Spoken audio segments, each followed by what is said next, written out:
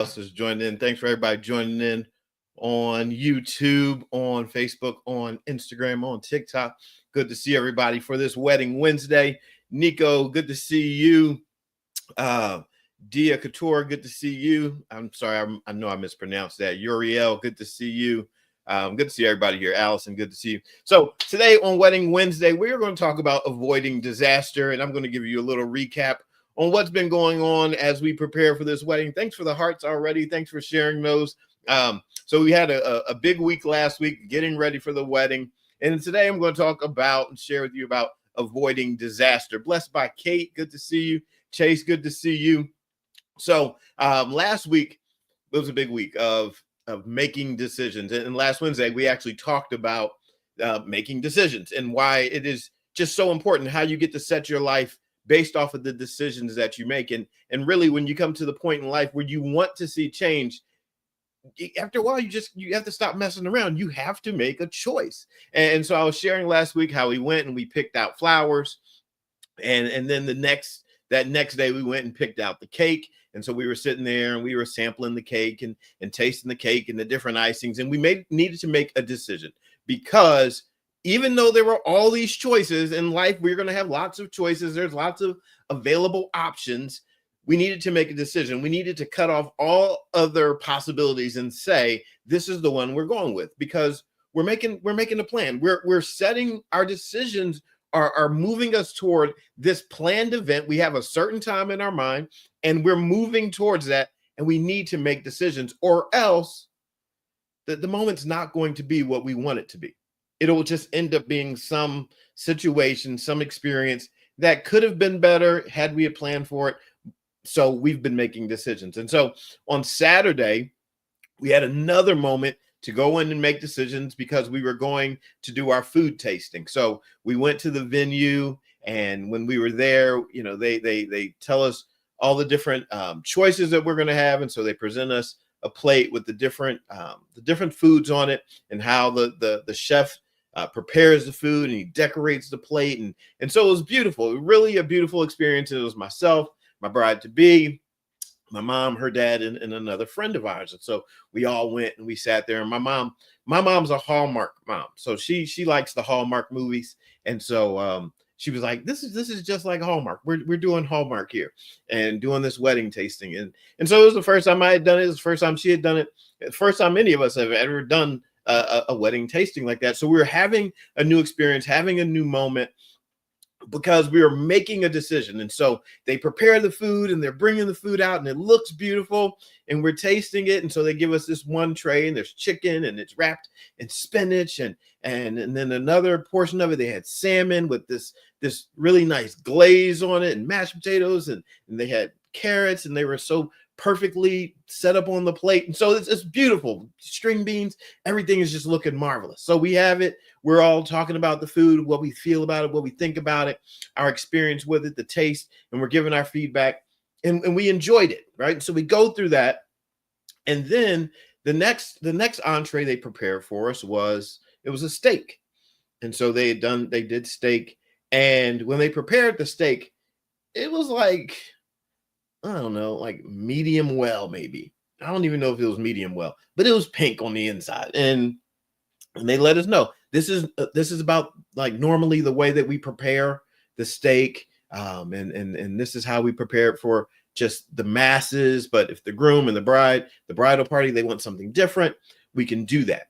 And so we're tasting the steak, and I mean, we really looked at it, and all of us were like, we don't really want it. Right. Not really feeling it. I like my steak well done. Right. And so we all have our different preferences. And this leads me into what we're talking about tonight, which is avoiding disaster. Right. How we can avoid disaster. What are the ways that we can avoid disaster? And one of the things that I see and I experienced last week, avoiding disaster comes down to planning. Right. You can avoid disaster at times when you make a plan. And I know that sounds simple enough, because like, obviously, if I think about it, I could avoid the disaster. But the question is, then why don't we? I'm thinking about how much time we've been investing into the wedding preparation, right? We're actually strategizing to create a particular outcome.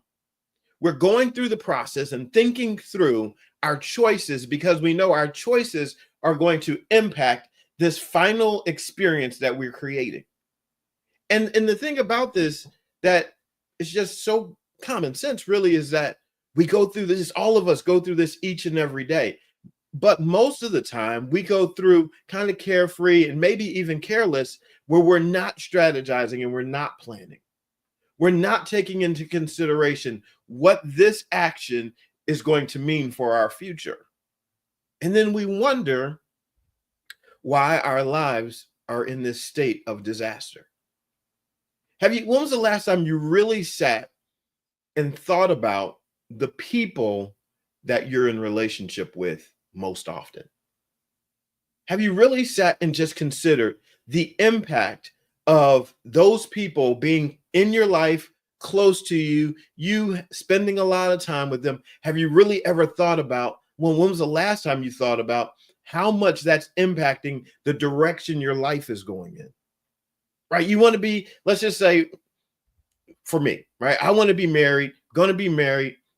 But if I was around people that did not support the idea of me being married, if I was around people that were like, man, that doesn't matter. Here, you should go out and kick it with this girl, and you should go be with that girl, and it doesn't matter. You can go put yourself in any situation. That type of mindset would be harmful to the desired outcome that I have of having a happy marriage, of having a rich, fulfilling, God-honoring marriage. That would work against that. And so when we're going through life, sometimes we get so casual in our existence that we end up in disasters simply because we didn't think enough to plan. We didn't strategize and plan our interactions. We didn't strategize and plan our relationships. We don't strategize and plan the environments we were in. See, one of the things that I can tell you about going and doing all of these different events, the wedding, not the wedding, the flower, picking out the flowers, going to pick out the cake, going to sample the food and have the food tasting. In all of those situations, we have gone into a different environment. They didn't come to us. We went into a different environment and had an experience in a different environment, and that's all part of the plan. See, when you start to put yourself in a different environment, when you plan to put yourself in a different environment, in an environment that supports where you want to go, it helps you avoid disaster. See, it's something else when we're just flying by the seat of our pants and we're not considering what our next moves, how they impact our lives. And so just one of the ways to avoid disaster is plan. Like, really just think about plan. The Bible says that no one builds a house without first counting the cost. Like, we have this ability to consider and think forward to the outcomes that can happen. We can consider positive outcomes. We can consider negative outcomes. We can actually formulate thoughts based upon our actions and draw a conclusion, a hypothesis about what's going to happen. And so when we're going through life and we're thinking, oh, everything just happens to me. Does it really? Does it really though? Does everything just happen to you? No, it doesn't. See, when we use that kind of language, oh, life just happens to me. Life is just happening to me. No, that's not true. See, what happens is we fail to plan, we fail to strategize, we fail to have the desired dream, the desired outcome, and then follow through with it, and then we're left with whatever happens. But you're designed to be far more powerful than that. And that's what I've been loving about this process, this wedding planning process, because it's wedding planning. There's everything we're thinking about as much as we can because we want a certain outcome. And so when you look at your life, ask yourself, am I thinking about all the possible options so that I can have the desired outcome. Because if you're not thinking towards your desired outcome, what you're saying is, I'm okay if I have an undesirable experience because I'm not strategizing and thinking for anything else. But when you take the power that is given to you, the power of to make decisions, the power to think, to strategize, to plan, then you are now putting yourself in a powerful position. Like when you this whole process, this whole I call it the I do. When we say it, right? I think about how, okay, in the wedding, at a certain point, there are going to be vows made, and the question will be asked, do you take this woman and all that? And now I'll respond, I do. But what I realize and what I want to encourage you with is that the I do doesn't happen at the moment when the dream is being fulfilled. Your I do's, your commitment to your dream, to your vision, to what's going on in your relationships, that doesn't happen at the highest moment. It happens all throughout the journey. So I do looks like any moment that you are making a committed effort towards the outcome. That's your I do. So the question is, oh, I want to be healthy. Okay, you want to be healthy. Well, do you do the things that are needed in order to get to that place of health? In order to get to that place of strength, in order to get to that place of dedication or commitment or trustworthiness? Like, what do you want? And this is the question that we asked last week. What do you want? Because that's the question they've been asking us everywhere we go. What do you want? I shared that's one of my favorite lines from one of my favorite movies, The Notebook, when he's asking the young lady, what do you want? And he asked her repeatedly, what do you want? What do you want? And so often, first of all, we're afraid to say what we want because we already believe that we can't have it. And so now the question of what do you want never gets answered because you have convinced yourself that you're not even worthy of the desire in your heart. You're talking yourself out of it because you think you're not worthy. You think you're not good enough. So you don't ever get to the point of saying, yeah, I really do want this. You think whatever happened in your past is powerful enough to keep you from anything different. And so you feel unworthy. And so you don't even articulate that you want something. But in this process, what's been so enjoyable is that every step along the way, each one of the vendors ask the same question. What do you want? What do you want your flowers to look like? What do you want the cake to be like? How do you want the cake to be designed? What type of food do you want? What options do you want to provide for the people that are attending the wedding? What do you want? Over and over again, what do you want? Because they're asking us because we're in a position of power to make the decision. And so are you. When you're in those moments and someone is asking you what you want, that means that you're in a position of power to be able to answer that. Even when you ask yourself. Now, you might not ever ask yourself, but I think you should. Because when you begin to ask yourself the question, just ask yourself now, what do you want? What do you want in life? What do you want in love? What do you want in health? What do you want in your finances? What do you want in your career? What do you want? What do you want in your dwelling place where you live? What do you want in your environment? You start asking yourself, what do you want? And what will happen is you have the power to answer that. What do you want in a spouse? What do you want? You might be a business owner. What do you want in employees? You might work for someone else. What do you want in a boss?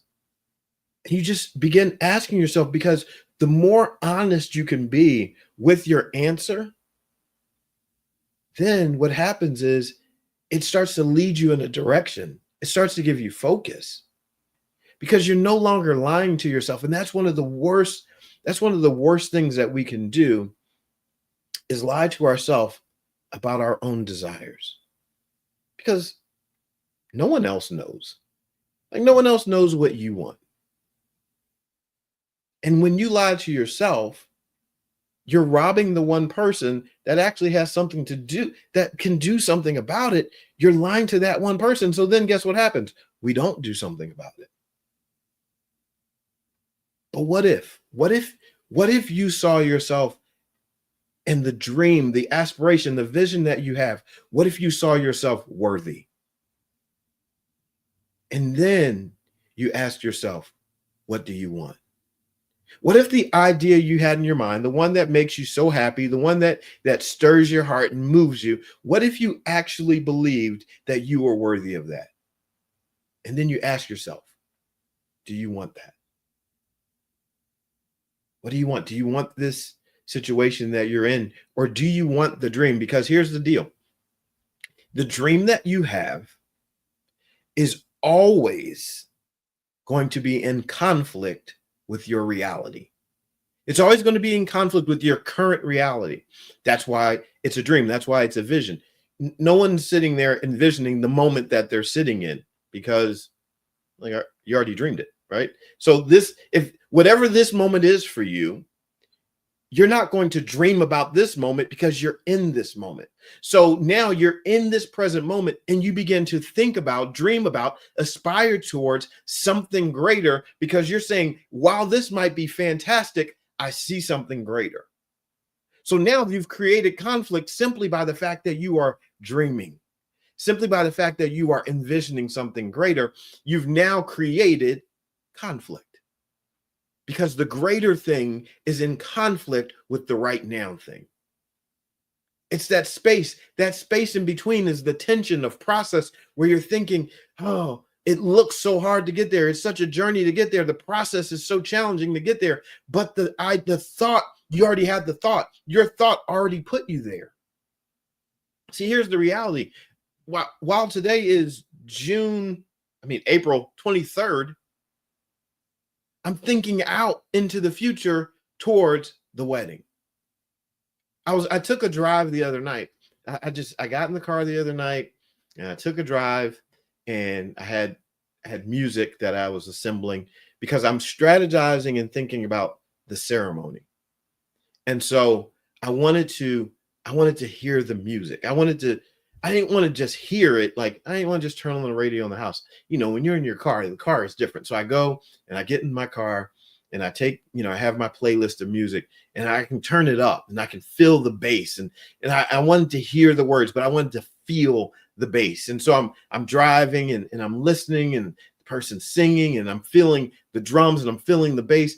And I wanted to feel, because what I wanted to do in that moment was I started to picture and imagine what it's going to be like on ceremony day, on the wedding day, when the music is playing and the timing is just right. So in my mind was on April 21st, because I did it like 2 days ago. My mind was on April 21st. My body was in April 21st, but my mind was in the future. And so I'm thinking about, I'm processing, I'm in a moment that's in my future. And I'm creating it. I'm strategizing it, because I want it to be a certain kind of way. I'm avoiding disaster because I'm strategizing and planning and daring to believe that what I dream about in my future, I can have. And how do I have that? By faith. See, the thing that you're dreaming about, you have that by faith. Doesn't just mean you think about it, but you start to do something. By faith, I'm going to have that. Why do I know I'm going to have that? Because I'm already working in it. I'm already planning it. I was in the car. I'm not just saying, oh, it's going to be a beautiful moment. No. It's not just that. I'm in the car. I'm strategizing. I'm picking music. I'm driving. I'm envisioning the moment. I'm visualizing what's going to happen when this song is playing. This is going to be happening. And I'm thinking about it. By faith, I'm already moving. I'm already moving in the moment that's in the future. And it seems crazy, but it's not. Because this is how you go from where you are to actually experiencing the dream. Give you an example, another example. If you've ever planned to go on a trip, go on a vacation, you've operated by faith. If you ever said, okay, I want to go on vacation, great.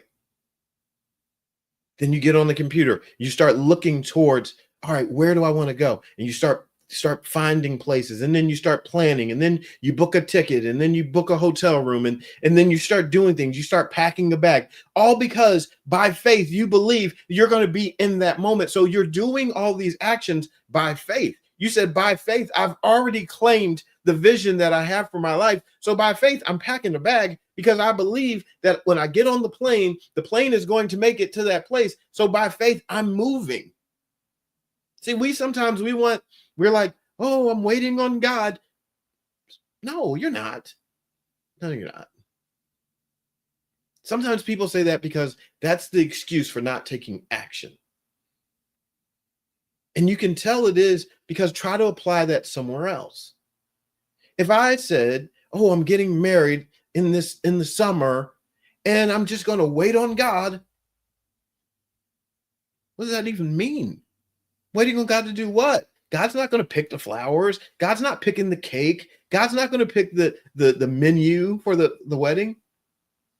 No, God's like, that is not my job. God said, I gave you a mind to do that. And so there are things in our lives that we could avoid disaster if we took responsibility. Yeah, we need to plan.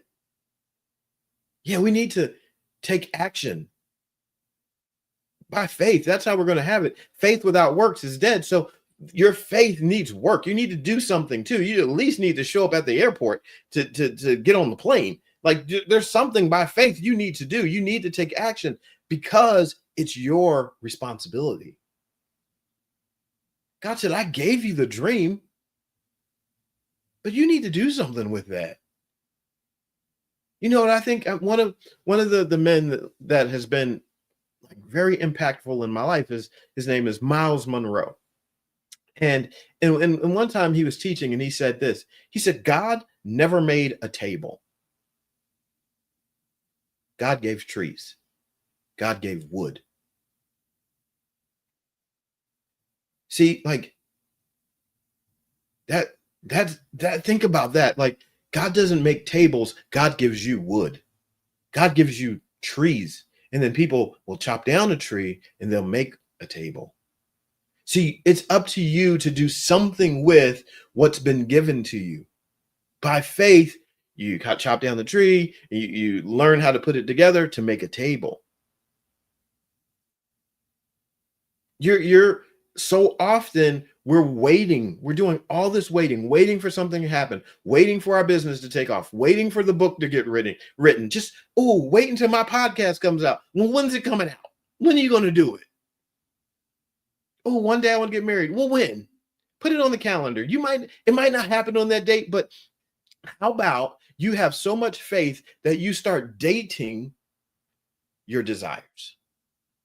I'm not talking about showing up just every now and then for them. I'm talking about putting a date to your desire. Go get yourself a calendar and mark on the desire. At this date, I will accomplish this goal. At this date, I will be at this stage of the process because I'm going to take responsibility. I'm going to move in faith. I'm going to have a plan. So I'm going to set a date. And guess what? That date is going to help you avoid disaster, because you know what the disaster you'll be avoiding when you set the date? Here's the disaster you avoid. You avoid the disaster of unfulfillment. See, so often we live in life and we are not fulfilled because we never set a date. We never made an appointment. So what are we? Disappointed. We're not appointed. because we never set an appointment. So now we are disappointed and we go through life meaning not appointed because we did not make an appointment. But imagine if you started to say yes. What if you said, it's like, say I do to you? What if you said I do to your dreams, to your hopes, to your aspirations? Whether or not there's a person in your face presenting a ring or whether or not you're presenting one to somebody else, none of that. What if you simply were saying I do to the greatest part of you? To the part of you that's been missing, to the part of you that has been disappointed. What if you started to say, you know what? I feel disappointed. I'm so disappointed with myself because I'm not seeing certain things happen. I'm not seeing fulfillment happen in my life. So instead of me continuing to move in life in disappointment, here's what I'm going to do. I'm going to change. I'm going to set an appointment for my desires. I'm going to set an appointment for my dreams. How about you don't say, oh, one day I'll go on vacation to Australia. One day. No. Don't do one day. Don't one day yourself because one day is never coming. Okay. So be more specific. Put a date on the calendar and say, it doesn't matter if you say, I'm going to go June of 2028. Okay. You put it on the calendar. I'm going on June 15th, 2028. Great. Put it on your calendar, circle it and say, that's the day I'm going to Australia. That's the day such and such is going to happen. Whatever the date is, put a date on your desire. I'm not just simply saying I'm getting married and one day it's going to happen. One day could you imagine? Hey, one day we're going to have a wedding. How long can you be excited about that? One day. Oh, one day. It'll happen one day. Yeah. One of these days we'll get around to it. We're not really making a plan. We're not going to set a date. We're not going to make an appointment for this desire. We'll just get there one day. After a while, somebody is going to get frustrated in that situation and say, you know what? This is never going to happen because we just keep one daying it. And one day has turned into 1 year and it's turned into one lifetime. That's how this happens. One day, 1 month, 1 year, one lifetime, never fulfilled. Never fulfilled. And listen, you know about my M&M jar. It's here. My M&M jar is still not filled. It's not fully fulfilled. It is not fully filled. You know why? Because I have yet to decide that I want to add more to this capacity. I'm not adding to it. Haven't been taking any out of it either, but I'm not adding to it. So you know what that means? It means it's going to stay in a stagnant place. And this M&M jar has now become this example of life that it has a capacity. It could be filled up. First of all, let's look at what just happened. This M&M jar could be fully filled, but what had to happen? It needed to first become open to the possibilities. And we are so afraid sometimes of the possibilities that we stay all bottled up, and there could never be an opportunity for us to be fully filled because we're afraid. What if something happens? What if I open myself up and I get hurt? What if I open up and everything gets wasted and it gets spilled? And so we're so afraid that we stay bottled up, but there is a greater capacity in you. When you desire something greater, it is going to force you, if you so desire to answer that calling, it's going to force you to open up. Your dream, your desire, that aspiration, that place of being fully filled or fulfilled in your life, it comes with risk. Thank you for sending me that heart. It comes with risk. This is where I got down on my knee And I whipped out a ring and I said, "Will you marry me?" I I was this. I told you I was this guy. I was this guy. Okay, this was me. I was like, "Oh, I have all this love to share. I'm really happy in this relationship with you. I'm so glad we're connected." Like I was just, I'm this guy. I'm saying all the good stuff. Oh, it's all in there. All the potential is there. All the sweet words. It's all in there. However, what was my reality? You remember? Let me just recap if you weren't here. Here's the reality. I was here, all this goodness inside of me, all this sweetness inside of me. My niece is asking my wife to be, my at the time, she was like, "When are you going to marry Uncle Brian?" So my fiance, wife to be, would say, "I'll marry your uncle, but he has to ask me." I'm standing there. I heard her say it. I knew I had a yes waiting for me. This is me. I'm this guy. I knew I had a yes waiting. I'm happy in the relationship. I knew I had a yes, and yet I was not asking. Why? Because I knew for me to ask, it meant I needed to do this, be open to being hurt. And I didn't want to do that.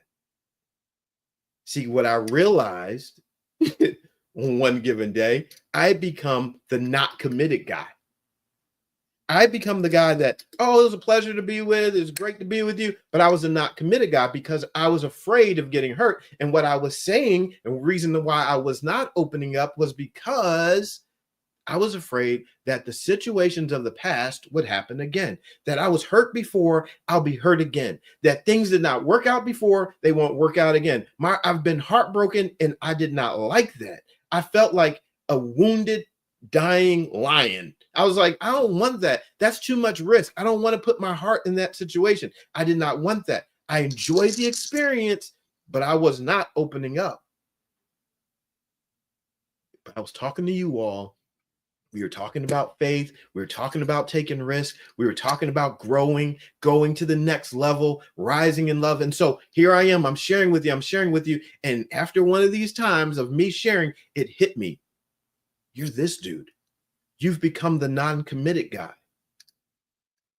because you're afraid. I don't like being afraid. I didn't like it. And I said, why? I started to ask myself the question, why are you afraid? And I started to realize you're afraid of being hurt because you've been hurt. And this is safe. You can have this. Oh, you can have this. This is fun, but it's not risky. You enjoy this, but you're not taking the risk. So here you are, Brian, talking about me, not talking about you. Here I am having my greatest dreams inside of this glass jar. I'm telling her, I'm like, oh, here's what I think about marriage. Here's how I see us. Here's how we could be. And all the while, I'm all closed up. Oh, yeah, you can see it. You can see the vision. You can see the M&Ms, but I'm all closed up, which means you can't fully experience this. And that's what I was telling her with my actions. Sure, you can see the dreams. You can see the ideas, but I'm closed, so you can't have the experience. Not until I had to deal with reality and say, Brian, you got to take a risk. Either you're going to be afraid of the past and allow it to rob you of your greatest dreams, or you're going to be open, take the risk, and have the possibility of living the life that you're dreaming of, living the life that you're talking about, living the life that you are dedicated to. So here's what's your deal? And so when I had this conversation with myself, I said, I'm not going to allow the past to rob me of my greatest dreams, because here I am in this present moment, dreaming of, thinking of a blissful situation, a situation that brings me joy, thinking about it, thinking about being committed, thinking about having this person that I'm doing life with, going on trips and vacations and building life and doing business with, and having this whole experience of life. I'm thinking these things. It makes me happy. It brings me joy. I enjoy her. She enjoys me. I want to be fully open and committed to the risk. because I want the reward. So you want to know how to avoid disaster? Take a risk. Take a risk, because here's the deal. If I stayed here, closed up, I'm just closed up. No risk, no reward. Guess what my life is? That's a disaster. Oh, you didn't think that? You didn't think so, did you? It's a disaster. Why? Why is that a disaster, Brian? That's a disaster because you were meant to experience more. Here it is. God is blessing you with vision. Vision comes from the Lord. You have a vision, and you see yourself rising and going to another level, and you're going up. And God is taking you to God loves you so much that you have a dream in you, a vision in you, an aspiration, hope in you that says, here, I'm going to challenge you to go to another level. Here, you need to heal. In order to go to this next level, you're going to go through the process of healing because I love you. I'm going to heal you. How are you going to be healed? You're going to be healed as you go. As you take action, as you move, as you plan, as you take action in faith, you're going to be healed as you go. And then you're going to take a risk. You're going to take a risk. Here's the deal. You're going to be healed as you go, right? Sounds fantastic. Oh, man, I'm getting healed as I go. As I'm moving forward, as I'm taking action, I'm being healed. I'm being healed. Oh, this is so safe. This is so comfortable. Now that you've been healed, you're going through this process of healing. Guess what's going to happen? A moment of risk. Like, wait, what? You have been healed. You've been healed and whole, made whole, so that you can take a risk. Like what? Oh, yeah. Your healing, your wholeness, that's not the end of your story. That's not the conclusion. You don't go from I was broken, I was heartbroken, I was hurt, I was broken on the inside, I was ashamed, I was damaged in my mindset. You don't go from that to now I'm healed, it's over. No. You're healed for the purpose of the next experience. You've been healed because there's a new level of risk. Because you're going to take a chance. You're going to use a sports analogy. You're going to get back out on the field. You're going to play again. You're going to get back in the game. Oh, yeah. That happened in the past. You were hurt in the past. There was sadness. There was damage to your heart. All that happened. Yes, it happened in the past. And now you've gone through this therapeutic process of healing and rehab. It's not so that your life is over. No, it's so that new life can begin. It's for your next step. It's because I was healed that I was able to open up for the risk. See, damaged Brian was brokenhearted Brian that was not healed was closed. I'm like, oh no, I'm staying in this closed situation. Oh no one is getting into this. No one's getting into my life. No shot. I'm hurting. I'm brokenhearted.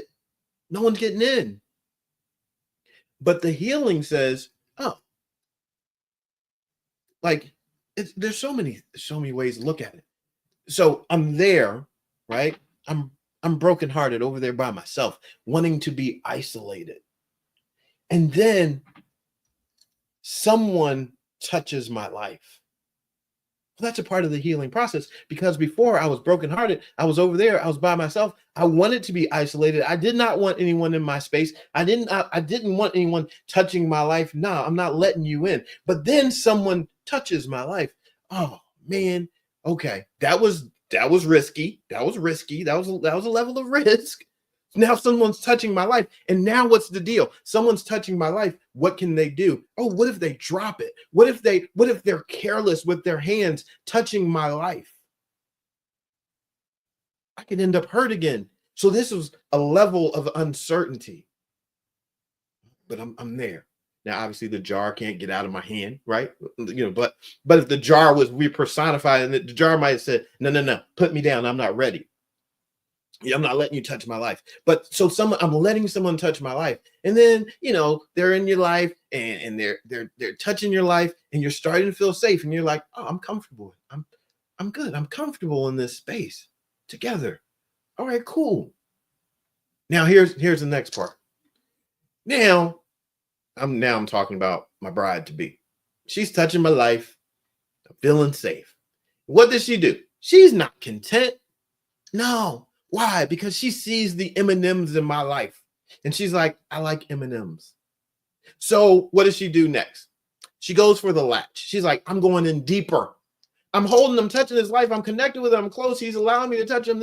Everything's going great. So now she's like, I'm going to take on I'm going to another level. Now I'm going to, you see the little latch? Ooh, let me see if I can. Ooh, all right. I unlocked the door. Another level. And I'm freaking out because I'm like, what are you doing? Yeah, I'm trying to keep you at bay, and you just keep on moving forward. And because she's saying, I see something in you. I see something in you. And she's working through process. And this was I was no easy one. No. I was not. I wasn't letting anybody in easily. So there was one point I told her, I had people in my life. I said, I'm putting everybody out the house, right? Trying to paint this picture. I said, everybody's out the house. And you know what she said to me? She said, that's fine. You can put everybody out the house. She said, I'll be on the porch. I'm like, you have an answer for everything now, don't you? She said, you can put everybody out the house. I'll be on the porch. Like, good answer. I like that. That was solid. I was impressed by it. I'm like, okay. And she just kept showing up. I'm trying to push her away. She's like, no. I'm not leaving. She tells me, you're my person. I said, no, I'm not. I said, no, I'm not your person. No, I'm not your person. She's like, you're my person. I said, no, I'm not. You're my person. No, I'm not. She said, you'll see. I said, no, I won't. She said, she always had an answer. Yes, she has an answer for everything. I'm like, no, I'm not. No, I'm like, I'm protecting myself. I'm not your person. I'm not willing to take the risk. I'm not your person. She's like, you'll see. And she just kept showing up. Sometimes I was not very nice. And I was like trying to be cold. Kept showing up. Then she hits the latch. Now I'm like, I know I'm more exposed now. And I'm freaking out because I'm like, you're getting in deeper. Now you didn't hit the latch. You're coming over to family dinners.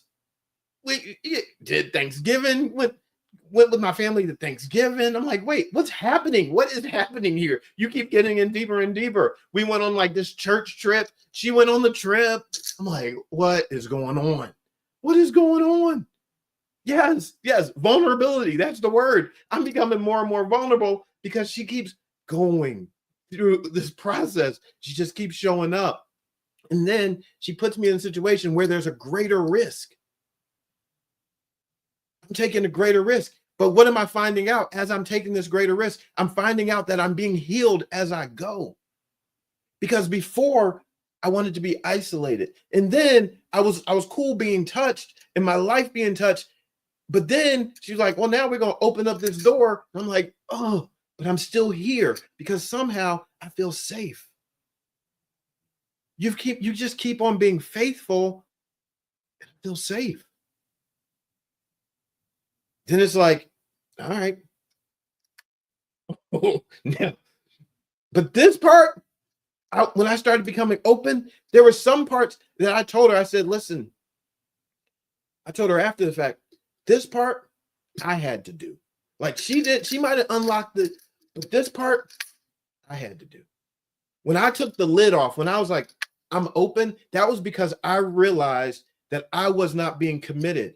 I wasn't committed to her like she was committed to me, because she told me, she's like, I'm all in. And I would say, I'm all in. But and then I wasn't all in like she was all in. She was all in to the point of, if your uncle asked me to marry him, I'll say yes, I'm all in. And I knew I had a yes, but I wasn't willing to ask. So I was not all in. But when I became all in, when it hit me that I was the not committed guy, I did not like that. I said, I do not like that I'm the not committed guy. That I'm actually just talking and I'm not taking the risk. I'm the not committed guy. I don't like to be that guy. And I did this part. Now I'm fully open. She could not do this. She could not take the lid off. She couldn't do that part. And I've told her, I said, listen, for the process that we went through, you could not do that part, because had you had opened this, then it would have been on you to keep me open. I was like, you don't deserve that. You don't need to be managing my feelings and making sure that I'm open and I'm accountable. No. I said, this is on me. And here's the deal. Once I opened this, once I was like, oh no, I'm healed. I'm healed from my past. I'm willing to take this risk. Once I opened it up and said, I'm taking the risk, now nobody can come along and close this, because I opened it. I'm like, no, I opened that jar. Nobody can now say, I'm going to close it. No, you can't. No, because this was not externally motivated. I opened it. Now we got to really use our imaginations. Imagine the M&Ms pushing out, like, because that happened from the inside out. See, what was inside of me now wanted to come out. What was on the inside of me, I'm like, all the love, all the M&Ms I have in me for love, for companionship, for care, for trust, for protection, all of that, that's on the inside of me, and I want that to come out. So I said, this being closed up, my life being closed up, that's not enough space for me. I'm not going to live healed inside this jar. No. I have greater capacity than this. So I need to push myself out of this. The top needs to come off this thing so that I can be and live fully filled. I want to be fully filled. And the Bible even talks about to the place of overflowing. Like, the Lord is my shepherd, I shall not want. You've heard that before. He maketh me lie down in green pastures, lead me beside the still waters. Later on, it says, he prepares a table before me in the presence of my enemies. My cup overflows. See that she could not make that happen for me. For me, I need my cup to overflow. So in the presence of the past, in the presence of pain, in the presence of fear, in the presence of doubt, in the presence of it went wrong the last time and this, that, and the other, in the presence of those enemies, God said, here's a table of possibility for you. And it's called this relationship. It's a table of possibility. And what's good about a table? God is preparing a table in the presence of your enemies, meaning that there is provision in the table, at the table. That means it's nourishment, it's feeding you. It's going to give you what you need in order to accomplish the task. God said, I'm going to feed your life. But you got to show up to the table. I'll prepare the table, but you have to show up to the table. And I said, I want to show up for this. I want to show up for this woman, for every day, for the rest of my life. I want to show up for her. I want to be fully filled and overflowing. And it changed everything. When I blew the lid off the thing, it changed everything. Because guess what? Last week, I'm going to do cakes. I'm going to do flowers. I'm going to do wedding tastings on every Wednesday for the last several weeks. What have we been doing? Wedding Wednesday. Why? Because I opened up to a possibility. So now I get to share from a place of possibility, hopefully to encourage you about your possibilities. Like, this isn't just for me. I'm living this experience, but you have an experience that someone else will be able to eat from. I am a part of your table that God is preparing in the presence of your enemies. Right now, the words that I'm speaking to you, they're words that you can take and consume for your life and say, yeah, you know what? There's a lid that I need to blow off my life because I want to live fully filled. I want to live fulfilled, fulfilled, not half filled, not quarter filled. You want to live full filled. And God said, your cup will overflow. And it won't just be filled, because when it gets filled, there's a surface tension, but then that next drop means that it's not just impacting your life, but overflow means that what's in your cup now spills over and touches the environment around you. We need to get to a place in our lives where we're living in such a way of fulfillment that very next drop means there are other people around me being impacted because my life is now spilling over.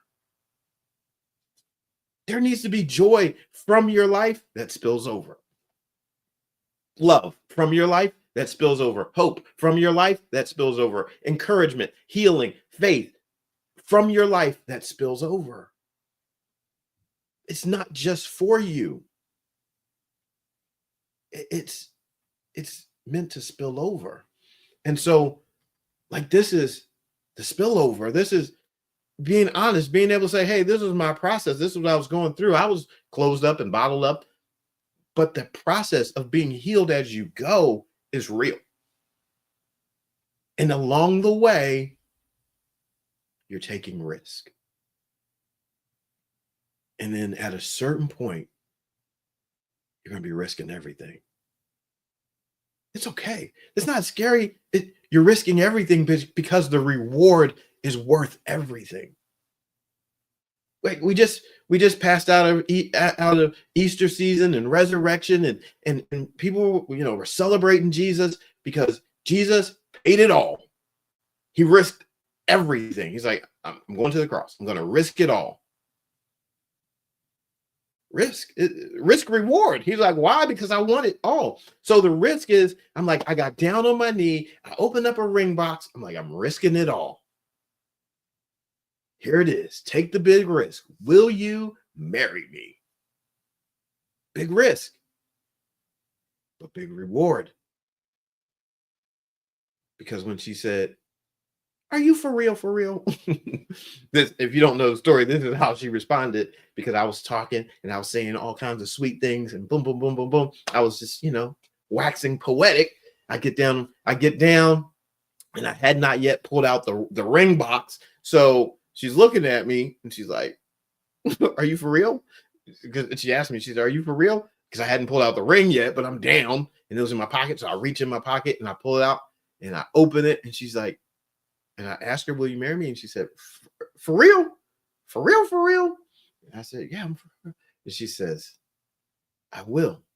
For real? For real? She didn't say yes. I will. For real? For real? Big risk, big reward.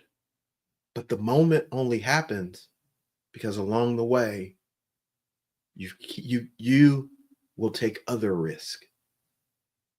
It wasn't smaller. You took a risk every step along the way, and you said yes to the risk because you were in an environment that you trusted. And so you said, all right, I'll take this risk. And you take a risk and you get healed, you get stronger. It's like being in the gym. This is why I enjoy training from the gym and using it as an analogy and teaching platform, because you get down there, every time you take a risk, it's like pushing the weight. It's a rep. Risk and reps, they go together. So you do a rep because you've taken a risk. You go through life and something else happens and you take another risk. It's another rep. And what you're doing is you're getting stronger. You're getting healed as you go. And then one day you go into the gym and you're training, and you're working out. And on these days, we call this maxing out. That means you're going to put on as much weight as you possibly can and do it one time. It's your maximum. You're going to take your maximum risk. And this is why maxing out is cool, but it's also dangerous, because when you're maxing out, that means you have identified the place of highest risk, because this is the place where you can get really hurt, because you can only do this weight once, which means if you could not push it all the way up, it's going to crash on you. Right? If you can't get it all the way with the 1 rep max, it's going to crash on you. So what happens is you need some people around you to help you. If you're not yet there, you need some people, spotters. That's what they're called, spotters, to help you get that weight off of you, or else it'll crush you. But the reason that you can take that risk is because you've been getting healed as you go. You've been taking the reps as you go. So I took the big risk, maxed out, did the ring in the box. Will you marry me? I became the full expression, the fully fulfilled expression of the committed guy. See, at first I was the not committed guy. And then I started doing things. I went to the store, I got the ring. I was becoming the committed guy. I was showing up. I was being present in our relationship. I was becoming the committed guy. I was doing committed guy actions. And now I am the committed guy. See, here's the thing. You must become the person you desire to be. You must become the person that you desire to be. So once you see that person, once you see that vision, you must become that person now. Start becoming that person now. Start doing what that person would do now. The committed guy says, I'm going to marry her. I'm not going to just talk the talk. I'm going to walk the walk. I'm the committed guy. So let's do committed guy things. The committed guy. I have an engagement ring. Why? Because I'm a committed guy. I'm like, no, I'm committed now. I'm committed now. I'm not waiting till the day of the wedding. No, I'm committed now. So I can walk around now, and I need everybody to know, oh, he off the market. He off the market. Yeah, I'm a committed guy. I'm a committed guy today. So I wanted to celebrate being the committed guy with an engagement ring. I gave her an engagement ring. I want an engagement ring because I'm the committed guy. So the question is, what will you do to avoid the disaster? Will you become the person that avoids the disaster because you've had a plan, you've had strategy, you had the right people around you, you got into the right environments? Will you become that person because you say, I'm going to avoid the disaster of living disappointed because I'm going to set a date for my fulfillment? Like, because come on now, like we make this super simple. The disasters that we face in our life are directly connected to our lack of fulfillment. So become fulfilled, become fully filled with who you are meant to be, who you see in your future, who you dream to be, the experiences that you dream to have. Start becoming that person. If you want to become a traveler, go get your passport. Don't say, oh, I'm gonna travel the world. You didn't even go get a passport. Go get a passport at least. I'll just shut it down after this. When we were years ago, and I've shared this in my coaching sessions years ago, one of the things that I recommended to everybody in my coaching sessions, I said, listen, you really want to get married? People, yeah, I want to get married. You want to get married? Yeah, I want to get married. Okay. I said, how many of you have an envelope with the money in it for your wedding license? Crickets. There's crickets. I said, so here's what we're going to do. I said, I want you, whatever state you're in, like, go to the courthouse or go online, find out how much it costs to get a wedding license. Take that money, put it in an envelope and seal it, and don't touch it. Just put, wedding money or whatever, wedding license money right on an envelope. Don't touch it. I said, because if you want to get married and there's going to be a wedding license, at least find out how much it is. And my bride-to-be and I, we had done that. And so I wasn't just saying to do something that I didn't do. That's what we did. We put our money in the envelope, sealed it. This is our wedding money. Boom. Because we said at some point, we're going to get a wedding license.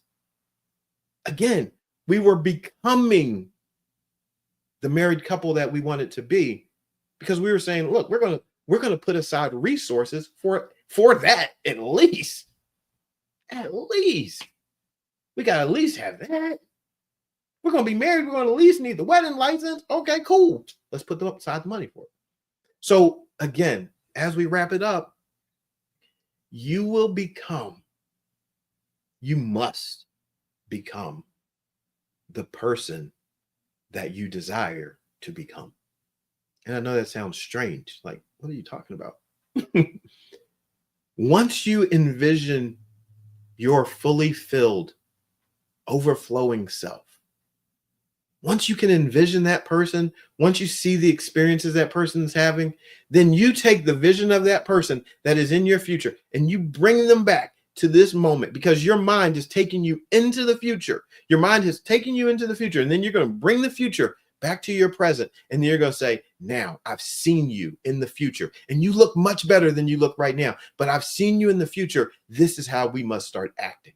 This is how we must start behaving. We must become that person.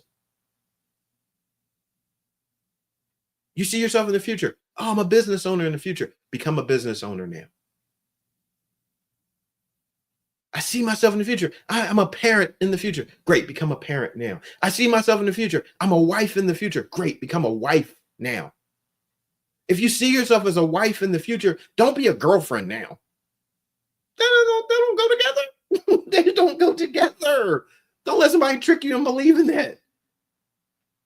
Don't see yourself as a wife in the future and be this girlfriend right now. No, because first of all, a girl is an immature version of a woman. You don't even need to be a girlfriend. You're like, you can just tell everybody, oh no, I'm a wife. I'm a wife. Because if you're a wife in your future and you present yourself as a girlfriend now, then people are going to treat you like they treat girlfriends. Oh, I can be with her a little bit, then I'll just dump her and move on. You don't need that. You don't need that. You need someone that says, that's funny. Funny you say that you're a wife in your future, because guess what? I'm a husband in my future.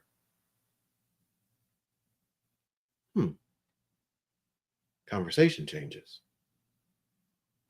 If you see yourself as a girlfriend in the future, then go ahead and be a girlfriend, and then look for a boyfriend, which is a boy is an immature version of a man. And then just deal with the immature version of a man experiences that you will have with a boyfriend. I didn't make that up. That's just the definition.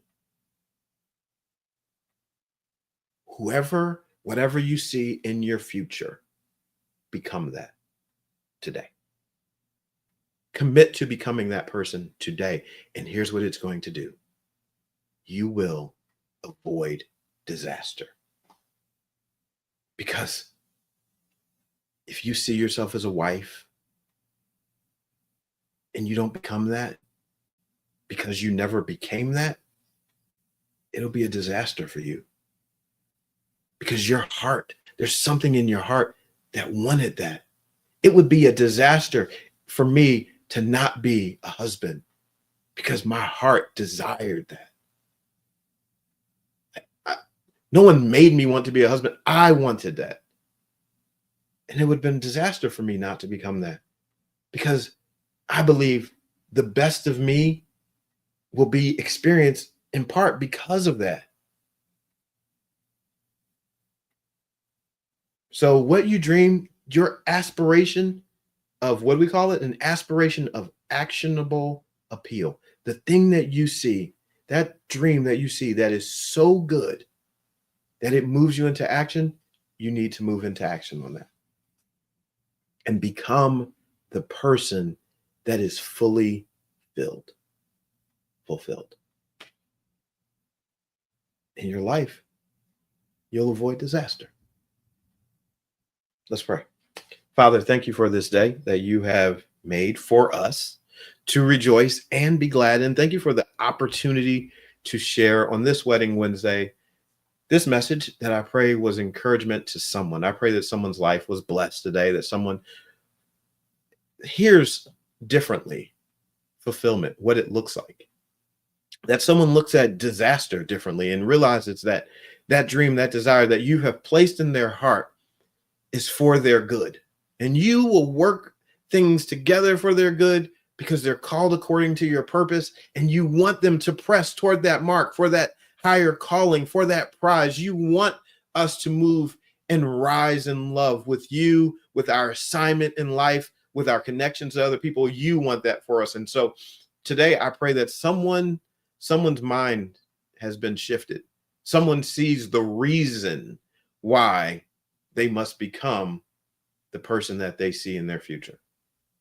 Not for their own glory, but because you have prepared a table in the presence of our enemies for us. That you will cause our cup to overflow. That you are our shepherd and we shall not want. That there is no lack. So there's no reason for us to not be fully filled when you are our shepherd and we shall not want. So today, I thank you for each and every person that was here, those that are here live, those that are part of Team Replay. Thank you for the time. And I pray that this message would change their life forever. That someone would hear this, someone would take action and know that they are worthy of all that you have declared for their life, all that you have ordained for their life, that they can be everything that you have called them to be, and that the treasure that is within them is treasure that is meant to be shared with the world, so that the world would see your goodness and your glory. And so we thank you for the wonderful testimonies that will come from these moments, and we pray for transformation. We pray that they would be healed, we would be healed as we go, and that we would take action to go. And we thank you in advance, knowing that it is your will for us to live in alignment with you, with your purpose for our lives, and the calling and the assignments that you've given us. That our yes to your will and your way is the best answer. And we thank you for the favor that follows, for goodness and mercy that follows. We thank you. We pray blessings upon each one. And thank you in advance, claiming these things and believing them to be done. Amen. All right, everybody. Now you know what to do. Now you go out and make sure you avoid disaster by taking action. Live fully filled, because that is what is meant for your life. I love you so much. I appreciate you being here. Look forward to seeing you again. I'm B.A. Shepherd, 2 P's, A-R-D, reminding you to be a shepherd. The world has enough sheep. See ya.